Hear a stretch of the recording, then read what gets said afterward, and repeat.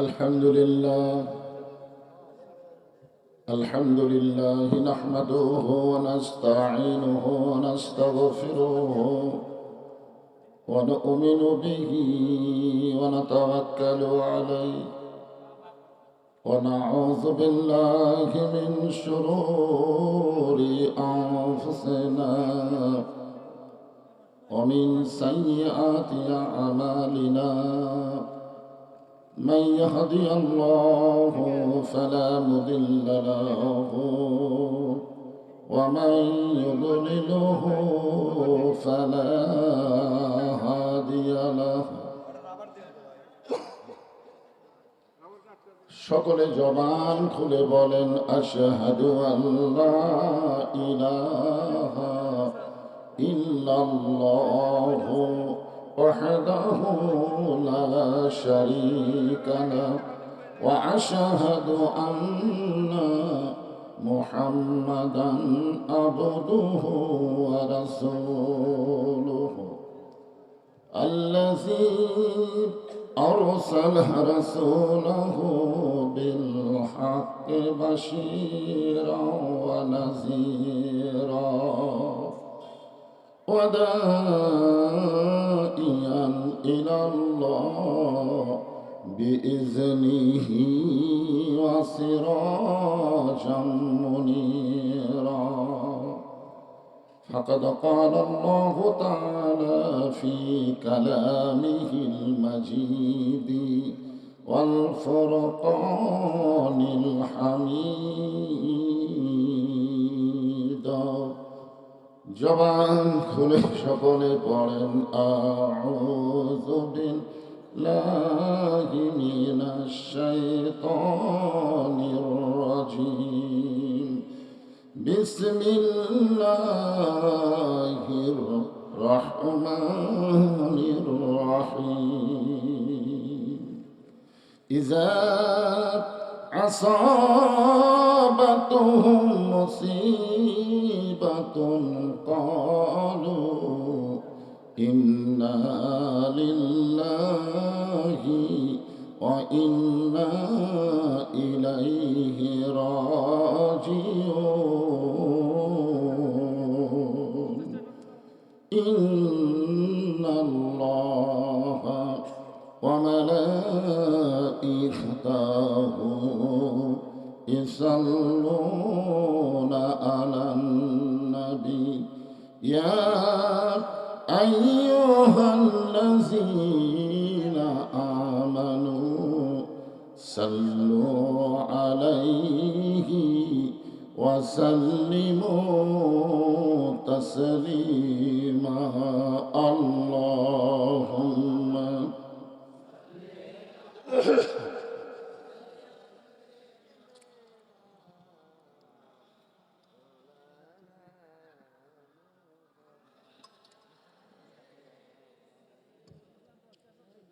মাওলানা মুহাম্মদ হাজার হাজার মানুষ ছিল সেই দিন রাসূল ছিল মোদের একজনা সকলে মারিল পাথর নিষেধ কেউ করল না আল্লাহুম্মা صل على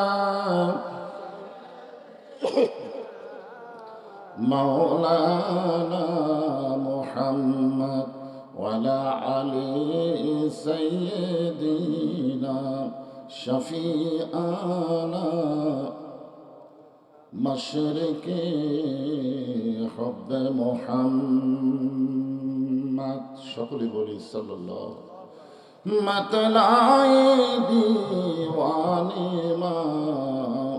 मतलाए खुर्शीद इश्कास सीनाए सुजाने बलागल उला भी कमालिही कशाफत दुजा भी जमालिही حسنت جميع خصاله صلوا عليه وآله اللهم آمين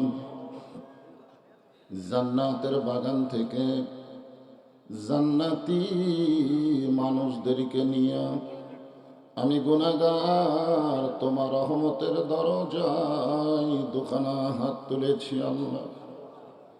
হাসরের ময়দানে জাব্বার আর কাহার নামে রূপ নিয়া তুমি যখন বিচার শুরু করবে, তোমার সামনে দাঁড়ায়া সমস্ত নবীরা নাফসি নাফসি বলে কাঁদতে থাকবে।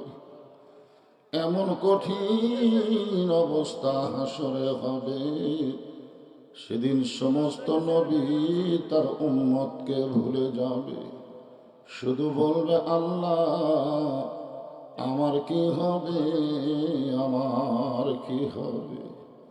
একমাত্র দরদি নবী শাফাতের কান্ডারি ইয়া রব্বি হাবলি উম্মতি বলে সেজদায় পড়ে যাবে। সেই কঠিন মুসিবতের সময় আজকের এই মাহফিলকে ওসিলা করে আমাদের সবাইকে রাসূলের উম্মতের কাতারে আল্লাহ কবুল করে নিও। সুবহান রাব্বিকা রব্বিল ইজ্জাতি আম্মা ইয়াসিফুন ওয়া সালামুন আলাল মুরসালিন আলহামদুলিল্লাহি রাব্বিল আলামিন। লা ইলাহা ইল্লাল্লাহ।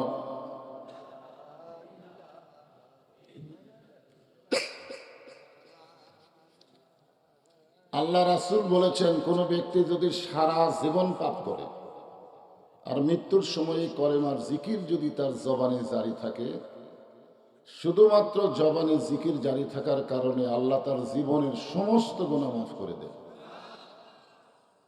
কলেমাত তাইয়্যিবা সাধারণ কোনো জিকির না, রাসূল বলেছেন আফজালুজ জিকির। সমস্ত জিকিরের ভিতরে সবচাইতে দামি জিকির হচ্ছে লা ইলাহা। এজন্য সকলে মহব্বতে লা ইলাহা ইল্লাল্লাহ। চাঁদ সূর্য যার গ্রহ তারা আল্লাহ নামের পাগল পারা। চাঁদ সূর্য যার গ্রহ তারা আল্লাহ নামের পাগল পারা। আমার আল্লাহ নামের এতই দয়া, আল্লাহ নামের এতই মায়া, লুকিয়ে রাখছেন হে আল্লাহ জোরে লা ইলাহা ইল্লাল্লাহ। লা ইলাহা ইল্লাল্লাহ, লা ইলাহা ইল্লাল্লাহ, লা ইলাহা, লা ইলাহা ইল্লাল্লাহ মুহাম্মাদুর রাসূলুল্লাহ।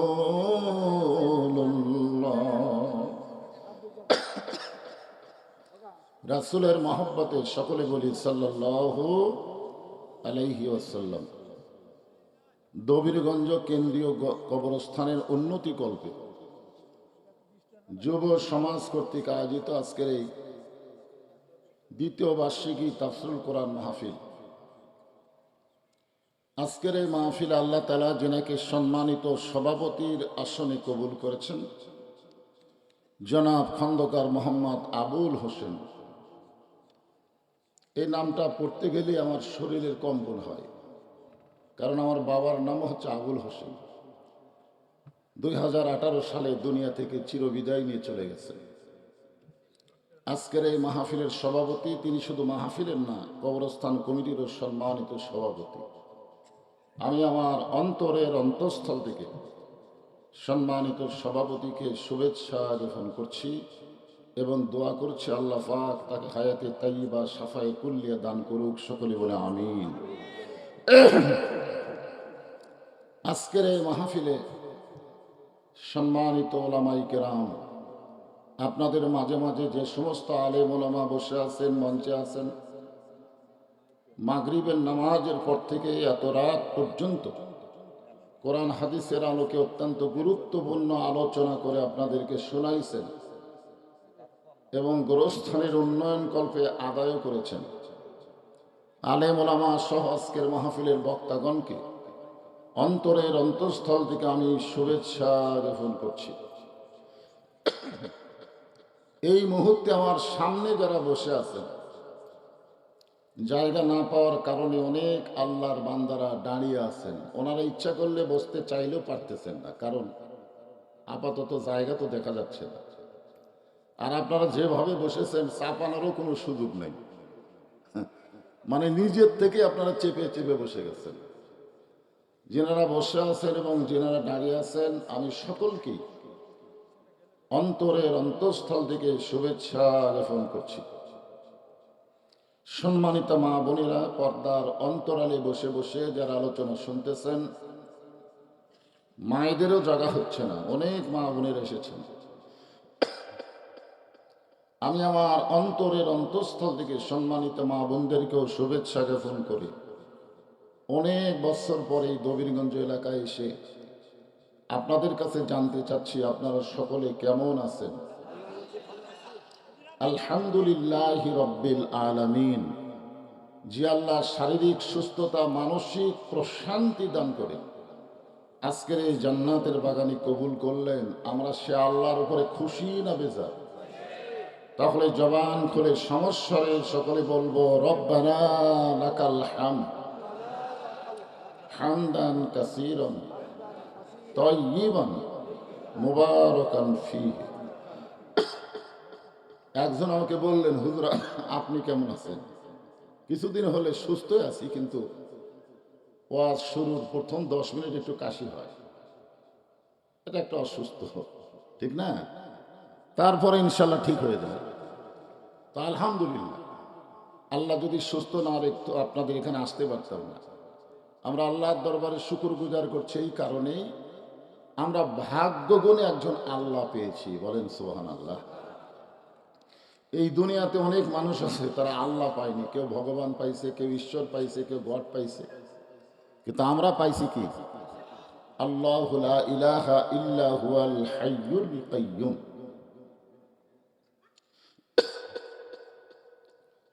এমন একজন আল্লাহ আমরা পাইছি, যদি আপনাদের মন চায় আলিফ বাদ দেন, লিল্লাহি মা ফিস সামাওয়াতি ওয়াল আরদ।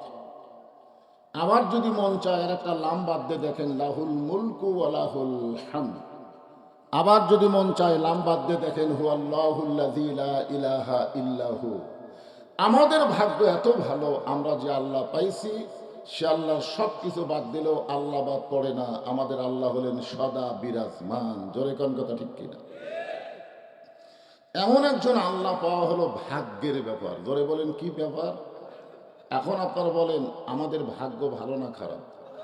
যে আল্লাহ আমাদের ভাগ্য এত ভালো করে দিলেন, আমরা সে আল্লাহর প্রতি কৃতজ্ঞতা জ্ঞাপন করার জন্য সকলে বলি আলহামদুলিল্লাহ। আমাদের ভাগ্য এত ভালো, আমরা ভাগ্যগুণে একজন নবী পেয়েছি। যেই নবী শুধু নবী না, তিনি হলেন আমাদের নেতা। জোরে কোন সুবহানাল্লাহ। এই বাংলাদেশে কিছু মুসলমান আছে যারা আমাদের নবীকে নবী বলে স্বীকার করে, কিন্তু নেতা হিসাবে মানবার চায় না। এরকম কিছু মুসলমান আছে না নাই?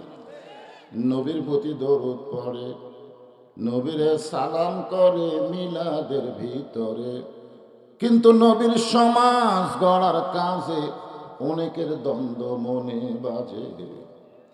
আপনারা বলেন তো, আমাদের নবী যখন মক্কায় ছিলেন 13 বছর, তখন তিনি শুধু নবী ছিলেন। হিজরত করে যখন মদিনায় গেলেন, তখন তিনি শুধু নবী ছিলেন না, তিনি 10 বছর মদিনার রাষ্ট্রপতি ছিলেন। ধরে কান সুবহানাল্লাহ। তো শুধু মক্কার নবী মানবেন, মদিনার রাষ্ট্রপতি মানবেন না, তাহলে আপনি পুরাপুরি রাসূলের উম্মত হতে পারবেন না। জোরে কোন কথা, ঠিক কিনা? কারণ আল্লাহ কোরআনে বলেন, লাকাদ কানা লাকুম ফি রাসূলিল্লাহি উসওয়াতুন হাসানা। আছেন আমার মুক্তার, আছেন আমার বারিস্টার, শেষ বিচারের হাইকোর্টেতে তিনি আমায় করবেন পার, আমি পাপী রাসূল জাবিন্দার। আল্লাহ যখন হাকিম হয়ে আমাদেরকে আসামি বানায় বিচার শুরু করবেন, ওই সময় আমাদের নবী উকিল হয়ে ব্যারিস্টার হয়ে আমাদের পক্ষে আল্লাহর কাছে ওকালতি করে আমাদেরকে সুপারিশ করে জান্নাতে পৌঁছে দিবে। এমন একজন নবী পাওয়াতে আপনারা খুশি না বেজার? তাহলে জবান খুলে আর একবার বলি আলহামদুলিল্লাহ। এখন আসেন যে কোরআন থেকে আপনারা তাফসীর শুনবেন, এই কোরআনের মধ্যে কোনো সন্দেহ আছে নাকি? আল্লাহ কোরআনের প্রথমেই বলেছেন জালিকাল কিতাবু লা রাইবা ফীহি হুদাল লিন-নাস।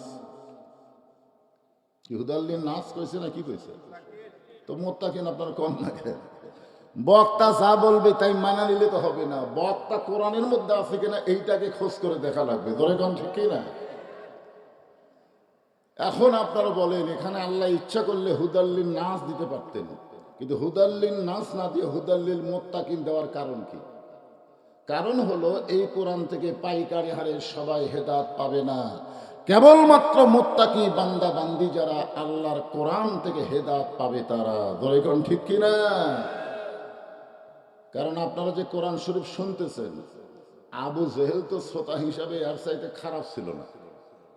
আপনারা তো বসে বসে শুনতেছেন, জায়গা না পাওয়ার কারণে দাঁড়িয়ে শুনতেছেন, কিন্তু আপনারা তো সবাই বক্তার সামনে আছেন, দাঁড়িয়ে থাকেন আর বসে থাকেন। আপনার কি পিছনে না সামনে?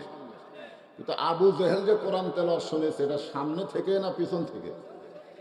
আলোতে না অন্ধকারে? প্রকাশ্যে না গোপনে? গোপনে শ্রোতা, কি দামি শ্রোতা!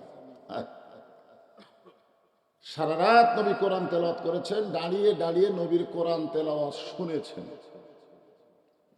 সকালবেলা গিয়ে হঠাৎ মুখ ফসকে মিটিং এর মধ্যে বলে ফেলেছেন, এত সুন্দর কোরআনের বাণী, রাতটা কোন দিক দিয়ে গেল আমি বুঝবারই পারি। সুবহানাল্লাহ কবেন না? আবু জেহেল কোরআনের পক্ষের কথা বলেছে যে এত সুন্দর কোরআনের বাণী। আমাদের বাংলাদেশে কিছু আবু জেহেলের লোক আছে, তারা কোরআনকে সুন্দর কিতাব বলে, কিন্তু কোরআন অনুযায়ী চলবার চাই না। ধরে কোন ঠিক কিনা? সারা জীবন কোরআনের বিরুদ্ধচারণ করলো। ওই নেতা যখন মরে গেল, আমাদের মতো কিছু হুজুর, বাংলাদেশে সব হুজুর তো এক না, অনেক হুজুর কিন্তু টুপি দাড়ি নিয়ে বাতিলের সঙ্গে আপোষ করেছে। ধরে কোন কথা ঠিক কিনা? এই সকল হুজুরের চরিত্র হলো, যাই বলে আইরে সেই দিকে যাই রে, বোঝা শোনা নাই রে। এখন যেই নেতা জীবিত অবস্থায় কোরআনের বিরুদ্ধচারণ করেছে, ওই নেতা মরে গেলে তার রোহের মাগফিরাতে 3 খতম কোরআন পড়েছে। কয় খতম? 3 খতম কোরআন পড়ে দোয়া করতেছে, আল্লাহ আমরা যা পড়লাম এর যা সওয়াব হয় সব নেতাকে দিয়ে দাও। আপনার বলেন তো আল্লাহ কি কবুল করবে? কারণ আল্লাহ কোরআনকে লক্ষ্য করে বলেছেন, অনুনাজ্জিলু মিনাল কুরআনি